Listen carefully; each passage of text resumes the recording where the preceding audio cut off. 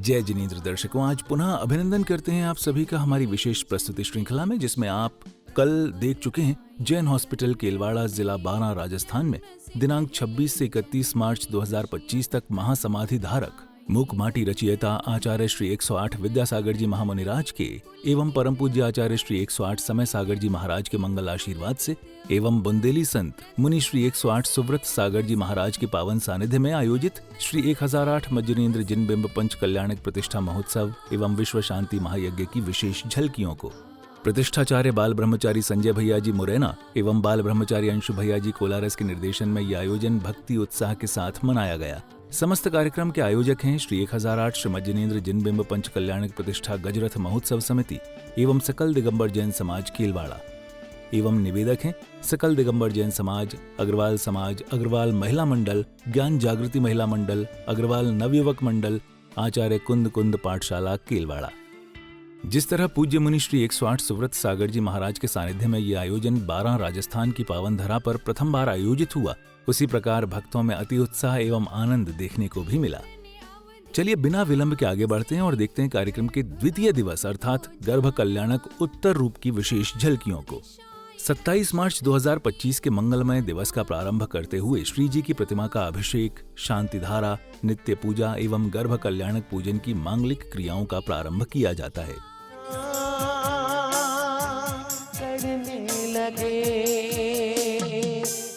ओम ह्रीं श्रीं क्लीं ऐं अरमशुषानाहत विद्याय नमोरिन्द्रम होम सर्व शांतिम कुरु कुरु। ओम ह्रीं अभिषेकान्ते भगवते चतुष्षष्टि चामरम स्थापयामि स्वाहा। ओम ह्रीं अभिषेकान्ते शांतिधार प्रान्ते विश्वादि वीरान्ते नमः अर्घ्यं नृपयामीति।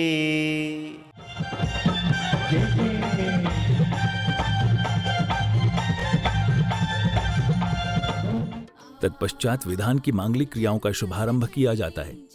पूजन का सिलसिला जैसे जैसे आगे बढ़ रहा था, भक्तों का उत्साह बढ़ता और उसी उत्साह से भक्तों ने विधान की क्रियाओं को संपन्न किया।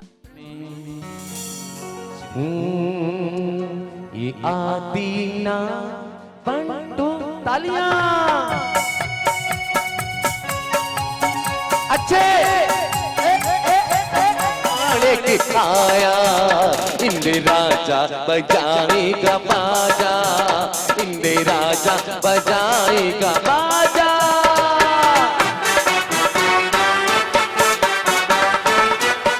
भक्ति में मग्न होकर श्रद्धा भाव संग प्रभु को अर्घ्य द्रव्य समर्पित किए गए। मात के जब घर में हो अभीतर वो गरीब कल्याण की करे सुर पूज कर प्रभु के चर, तब राज आंगन सजे सुखी हो।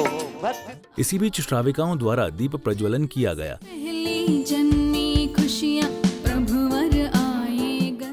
जिसके उपरांत श्रावक श्राविकाओं ने पूज्य गुरुवर को शास्त्र भेंट कर अपने जीवन को पुण्यशाली बनाया।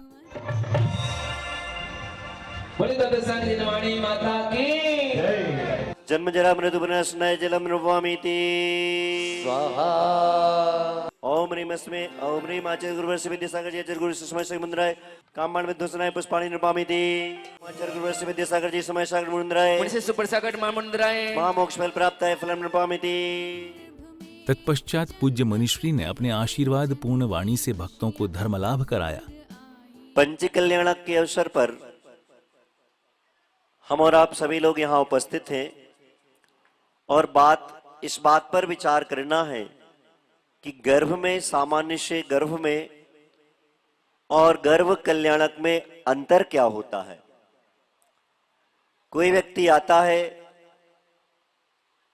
और माँ और पिता के निमित्त से माँ के गर्भ में कोई जीव रुक जाता है, जन्म उसका होता है, तो ये कहलाता है गर्भ।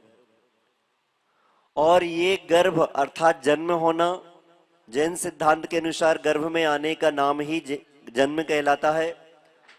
और गर्भ कल्याणक में संसार के भ्रमण को समाप्त करके कोई व्यक्ति अपने अंतिम जन्म को धारण करता है, वो कहलाता है गर्भ कल्याणक। क्रमबद्ध कार्यक्रम को आगे बढ़ाते हुए श्रद्धालु भक्तों द्वारा हवन की मांगलिक क्रियाओं को किया जाता है।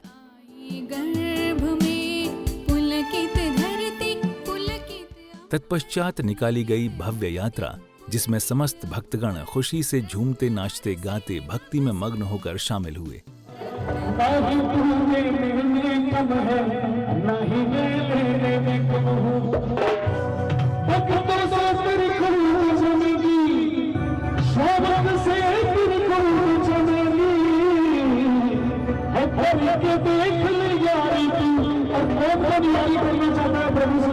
भ्रमण करते हुए ये यात्रा कार्यक्रम स्थल पहुंची, जिसके उपरांत माता की गोद भराई की रस्म की जाती है।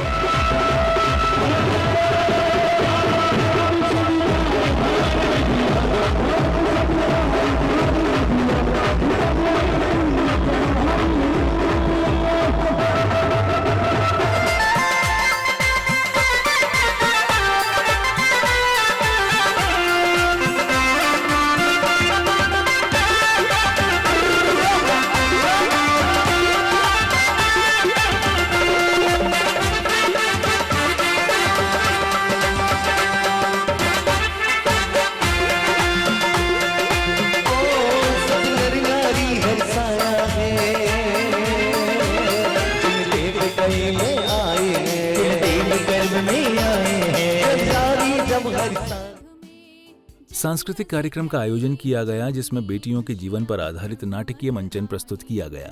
ये प्रस्तुति दर्शकों के लिए अविस्मरणीय रही। आज मुझे बहुत खुशी है, बहुत ही प्रसन्नता है, और होगी भी क्यों नहीं।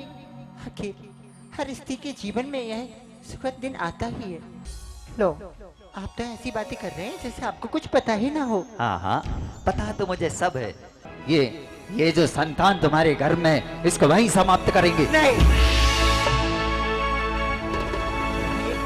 ये आप कैसी बातें कर रहे हैं? आखिर मैं बोलती हूँ कि आपको बेटियों से इतनी नफरत क्यों है? क्योंकि मुझे बेटी नहीं चाहिए। आखिर क्यों नहीं चाहिए, वही तो पूछ रही हूँ। माँ, अभी तो भगवान ने मेरे हाथों पे किस्मत की लकीरें भी नहीं बनाई, और उनसे पहले ही आप सबने मेरी तकदीर का फैसला सुना दिया। अरे, आज मैं तुझे वचन देती हूँ कि मैं तुझे इस संसार में लाऊंगी, मैं तुझे ये दुनिया दिखाऊंगी। तुम अभी भी ऐसे कैसे बैठी हो? मैंने तुमसे कहा था ना कि हमें सुबह होती अस्पताल चलना है। देखो, डॉक्टर ने समय दिया है, अगर समय पे नहीं पहुंचे। देखिए, आप एक बार और विचार कर लीजिए। आपके कहने अनुसार ये इतना सरल नहीं है। अभी जो कोख में आया है जीव, वह कैसे बोल सकता है? देखो, ये सब मन का वहम है, ऐसा कुछ नहीं होता है। बस करो, बस करो। और एक बूंद सी होती है बेटियां, इस पर खुद रहो तो रोती है बेटियां। अरे बेटा तो एक ही घर को रोशन करता है, परंतु दो दो कुलों की शान होती है बेटियां।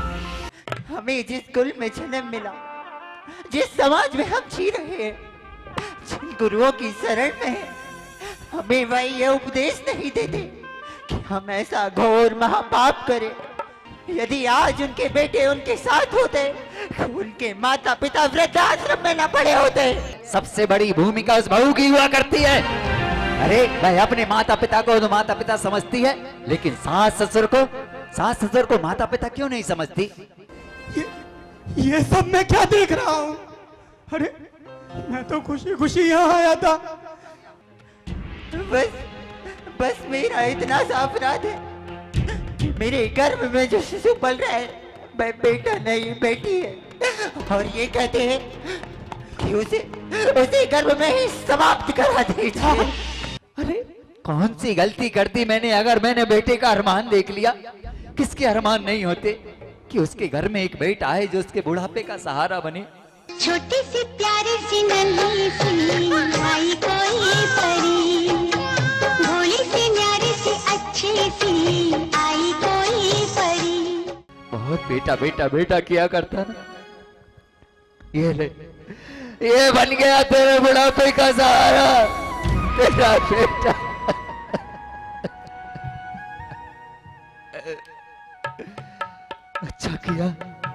अच्छा किया मुझे ऐसे ही धक्के मार के भगाया।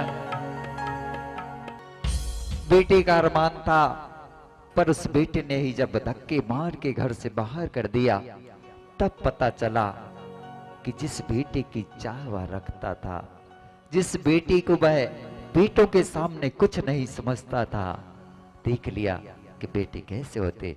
बेटियां तो महान होती हैं, हो बेटियां तो महान होती हैं। सांस्कृतिक कार्यक्रम के उपरांत बहुमान्य व्यक्तियों द्वारा पत्रिका विमोचन किया जाता है।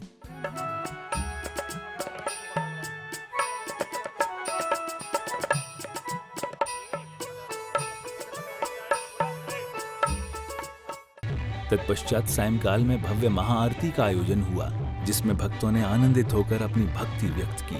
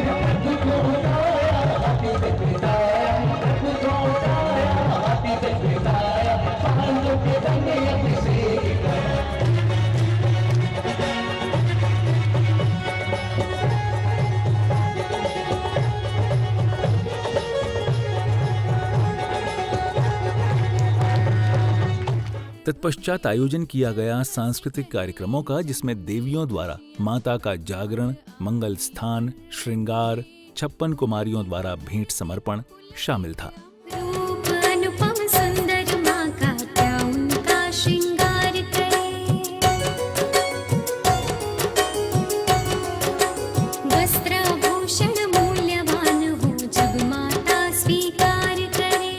आज द्वारे बजी सहनाई, मधुरी ध्वनि छाई, प्रभात हुआ जा रहा है राजद्वारे। क्या बात है माँ, आज आप बहुत बदली बदली लग रही हैं, बहुत प्रसन्न दिखाई दे रही हैं, क्या कारण है? हे देवियों, मैंने आज रात्रि के अंतिम पहर में एक से बढ़कर एक 16 स्वप्न देखे हैं। जल भरी भरी लाओ, अपनी सखियों को बुलाओ, जल लाओ अपनी सखियों को बुलाओ, आज माता का नवन कराना है, ओ आज माता का नवन कराना है। अष्ट कुमारियाँ माता की सेवा में स्वर्ग से लाई है बेटे रीम देवी देखो अब बिंदी लेके आई रे, रीम देवी देखो अब बिंदी लेके आई रे, बिंदी लगा के माँ को नमन कर दिया, नमन करके माँ का श्रृंगार कर दिया।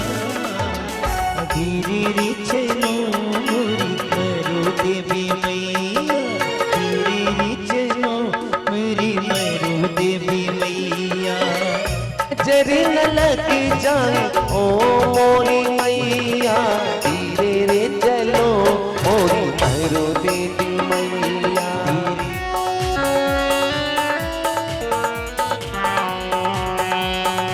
नवी राजा आई यहाँ, झूमता सारा जहां।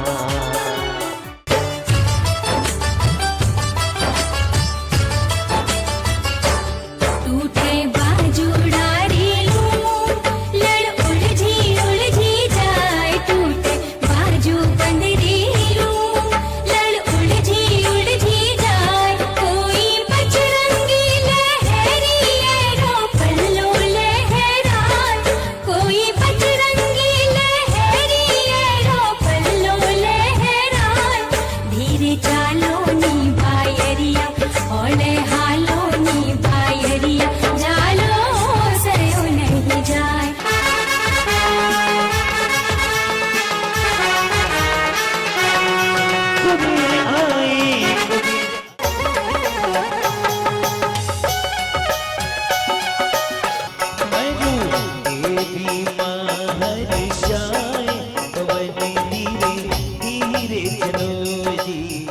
इसी क्रम में आगे महाराज नाभिराय के दरबार में तत्व चर्चा होती है, जिसके साथ ही महारानी मरुदेवी द्वारा देखे गए 16 स्वप्नों का फल महाराज नाभिराय बताते हैं।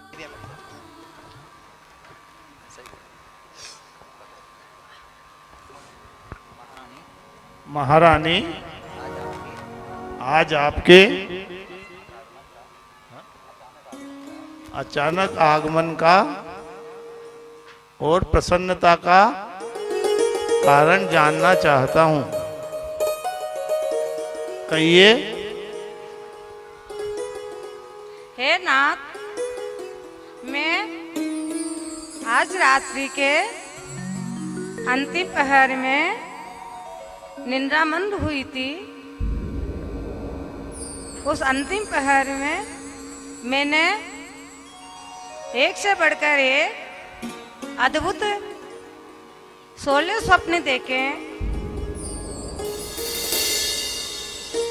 क्या कहा? 16 स्वप्न? हे देवी, ऐसे अद्भुत स्वप्न किसी सौभाग्यशाली स्त्री को ही आते हैं। हे नाथ, मैं सपनों का फल जानना चाहती हूँ। आप तो बहुत विद्वान हैं, कृपा करके इन सपनों का फल बतलाइए। पिछली रात में हम स्वप्न 16 देखिया। गज बैल सिंह सुदेवी कमला नवन करता पे किया। गज बैल सिंह सुदेवी कमला नवन करता देखिया। सुनो प्रिय में। अरे सुनो प्रिय मैं तुम्हें सुनाऊं, सपनों का पल प्यारा है। धरनी मूर्ति तीर्थंकर सुत हो, जागा भाग्य हमारा है। सुनो प्रिय मैं तुम्हें सुनाऊं, सपनों का पल प्यारा है। तीर्थंकर सुत अपनी होगा, जागा भाग्य हमारा है। खुशियाँ ललनी माता को मिलेंगे, हम सब मनाए मिले खुशियाँ, मनाए मिले खुशियाँ, ललनी माता को मिलेंगे। तो दर्शकों, इस प्रकार कीलवाड़ा में आयोजित इस पावन महोत्सव की विशेष झलकी का यहाँ समापन होता है। हम आशा करते हैं कि इस आयोजन ने आपके मन में भक्ति और श्रद्धा का संचार किया होगा। कल फिर हम उपस्थित होंगे आपकी सेवा में तीसरी कड़ी के साथ। तब तक के लिए हमें दीजिए आज्ञा। जय जिनेंद्र।